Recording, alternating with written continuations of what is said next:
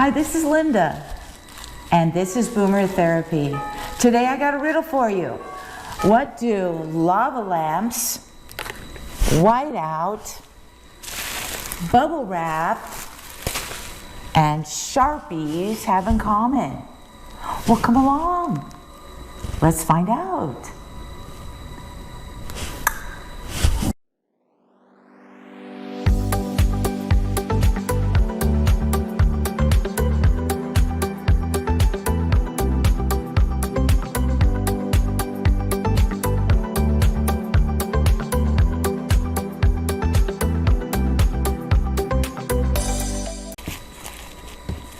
Welcome back.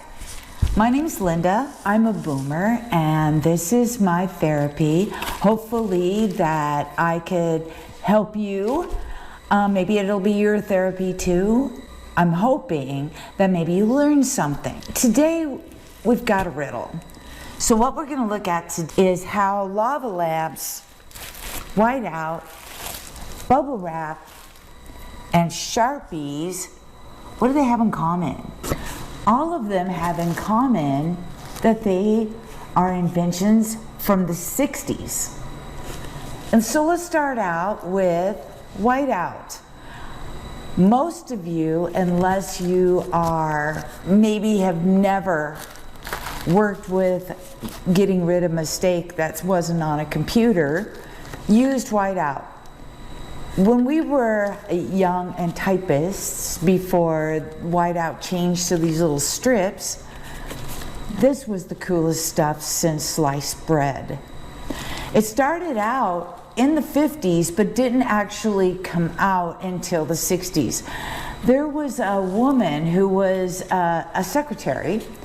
She was sick and tired of having to correct her mistakes, or couldn't correct her mistakes.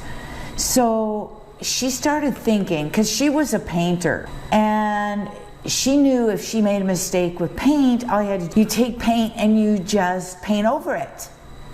So she got to thinking, what about just painting over your mistakes? So she started working with different products and things like that, and she came out with whiteout. And literally, she started off in her home with her little son. Her name was Betty Nesmith, and her son was named Michael Nesmith. And you probably know Michael Nesmith from the Monkees. He was the beanie-wearing guitar player of the Monkees.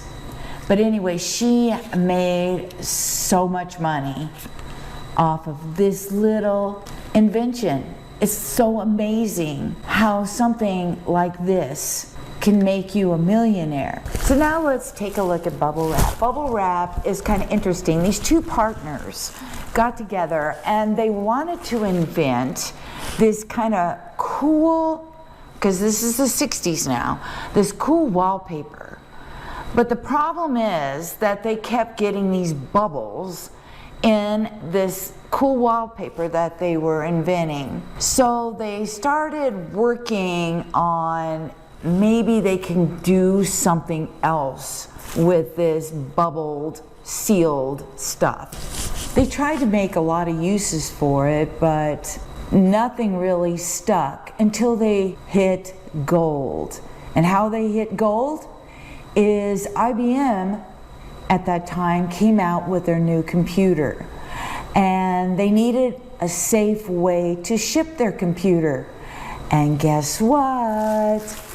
Bubble wrap helped them protect the computers while they shipped it. And the story goes down in the ages. Plus, bubble wrap is fun. Have you ever just sat there and just popped bubbles? Can barely hear it, but I love it. They even have an app for bubble popping. How cool is that? When you were a kid, you probably remember having felt tip pins, but in the 60s, these felt pins were clunky and big, and you really couldn't get precise lines. These markers were made from felt wool. I don't know if you remember how they kind of would smush out and they would just kind of leak all over the place. Well, Sharpies came out with a brand new type of end to write with. It was some kind of foam tip that made it a lot sharper, that's the name Sharpie, and you can write on anything, any surface. Today we have the permanent Sharpie, and then we have a Sharpie that you can write on a whiteboard and then erase. That's what I used a lot when I was teaching. These little things, all different colors, they only came in, I believe, black at the beginning. Today you can get these all different colors. You gotta love the Sharpie. The Sharpie was actually a hit, especially after Johnny Carson endorsed it. The next one we're going to talk about is the lava lamp. This was actually invented in 1963 by a British accountant. He came up with the astro lamp. That's what it was called at first. It was a hit. I don't know if you ever owned one. I have two. And how I ended up with two is I told my sons that I really wanted a lava lamp for my birthday. I forgot that I told both of them that. So I got two that year, which I love them. I've got two different colors. The lava lamp is amazing. It has got this paraffin wax that heats up by a 40-watt bulb in the base. The liquid in it is a mixture of mineral oil and some other things to kind of keep the wax, which is a very, very thin paraffin type wax, where it protects it and lets it float as it gets hot, and it cools down, it heats up, cools down, and then you get this cool looking designs that you never see twice. It's kind of cool. And one thing you never can let happen is shake it, or if it falls over, then you got a problem, because it's something to do with how the oil and the paraffin wax come together. It kind of messes them up. So that is what we've got today. These awesome inventions I love, and I know you love, and I think every generation knows these inventions. So we are going to now take a break because this weekend is Memorial Weekend. And so I thought, what better Boomer Brain Buster than to have a Memorial Day Boomer Brain Buster. And let's see how much you know about this holiday.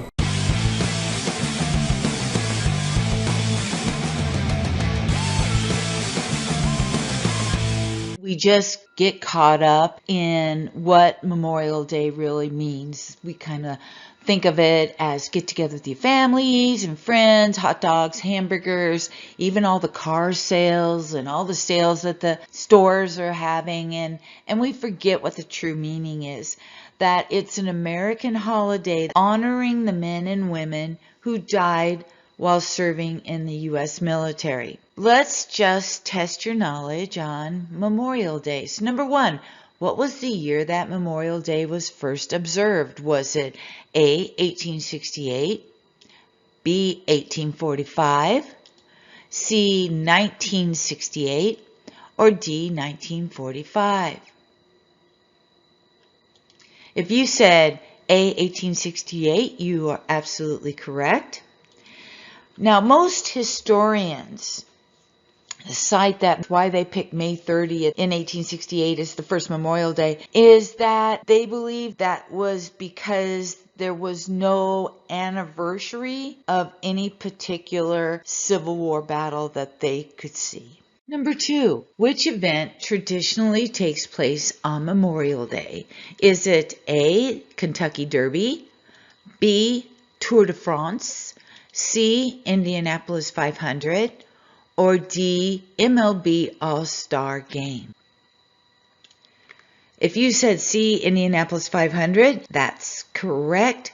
Since its inception in 1911, the Indianapolis 500 has always been scheduled on Memorial Day weekend. Number 3, from 1868 to 1970, when was Memorial Day observed? Was it A, May 28th, B, May 29th, C, May 30th, or D, June 1st? If you picked C, May 30th, you're right. Memorial Day up to 1970 was observed on May 30th. Due to the fact, like I said in number 1, historians believe that May 30th was not a particular anniversary of any Civil War battle. Number 4, what flower is traditionally worn as a remembrance of those who have died in a war? Is it A, daisies, B, poppies, C, roses, or D, magnolias? If you picked B, poppies, you're absolutely right. In fact, I used that picture that you'll see in the back of these ghost figures in a field of poppies. In a battlefield, supposedly the red field poppy is going to be the first plant to grow after a battle had taken place. The practice of wearing poppies in honor of fallen soldiers was inspired by a poem that was written by a Canadian soldier, John McCrae, who wrote In Flanders Field. Number 5, where is the tomb of the unknown soldier? Is it A, Washington, D.C., B, Pittsburgh, C, New York, or D, Virginia?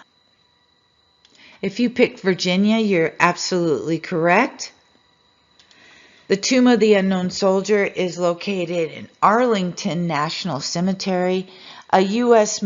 military cemetery in Arlington County, which is Virginia, and it's across the Potomac River from Washington, D.C. And here's a bonus question. What famous monument was dedicated on Memorial Day? Was it A, Lincoln Memorial, B, Mount Rushmore, C, Washington Monument, or D, the Vietnam Veterans Memorial?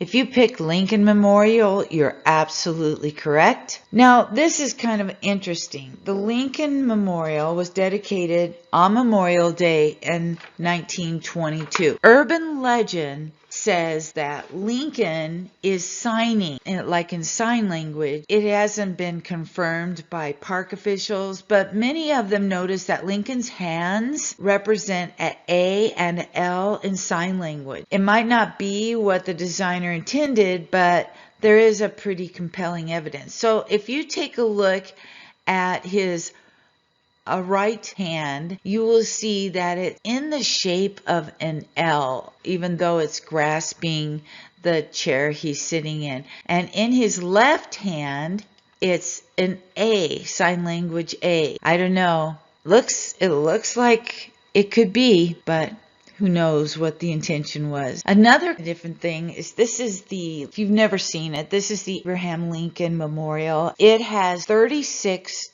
Doric columns. Each one of those columns represented a state in the Union at the time of Lincoln's assassination. The symbolism is that without the columns, the roof would fall, just like without the states, the nation would fall. Today is the day we put aside to remember fallen heroes.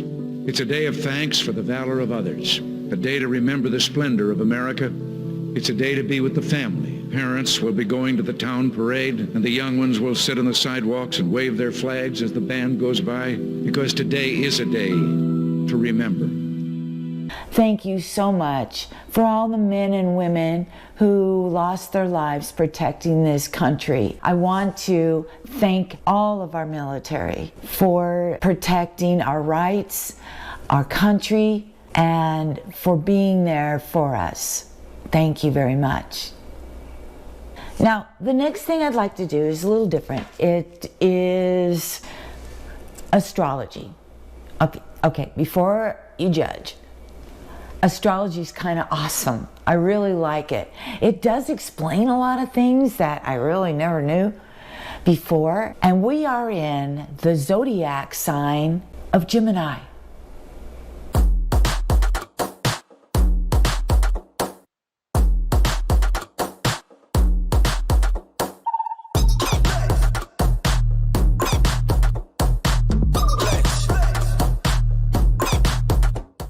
Gemini, the twins.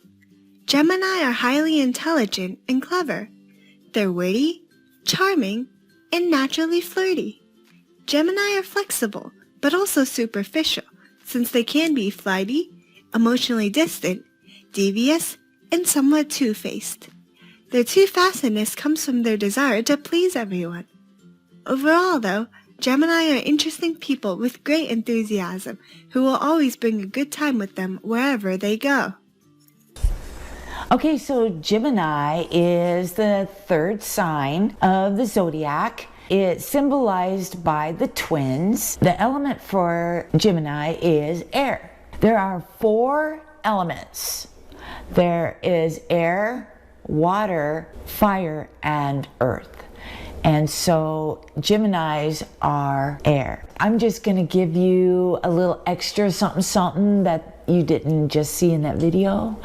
And one thing is their color is light green or yellow, and it kind of expresses that time of year with spring going into early summer. Their day of the week is Wednesday, and their lucky numbers, so listen closely Gemini, is 5, 7, 14, and 23.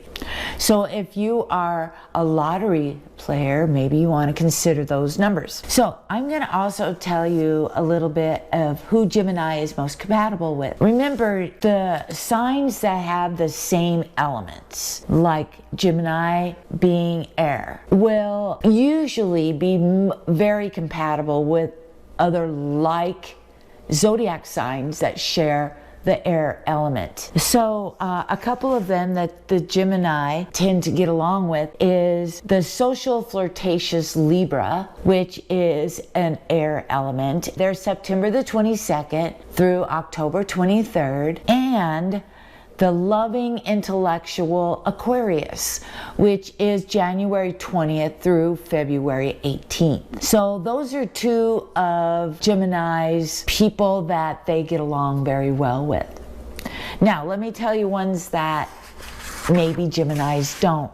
Now, you got to remember, this is very broad for each one of the zodiac signs. To really know what you are all about, you need to have what they call your natal horoscope, which is the day, the time, the year you were born, along with where was the moon, where was the sun, what was going on. And so people who set up your horoscope really go in depth, but this is just kind of generic. Remember, opposites do get along. However, Virgo, which is an earth sign, from August 23rd to September 22nd, and the water sign of Pisces, these are 2 of the zodiac signs that don't get along as well with the Geminis. Finally, I want to say to you, thank you so much for hanging in there with me. Next month we'll do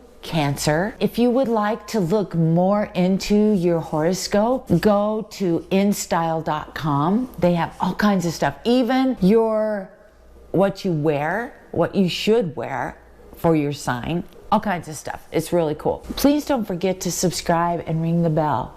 I really appreciate you watching. Remember, like I always say, learn something every day, especially when you get our age. Learning something every day is so good for the brain. Hug a Teacher. They are now on summer break. Good for them. They made it another year. Hopefully next year is not so bad, 21, 22. And peace out. Happy Memorial Day.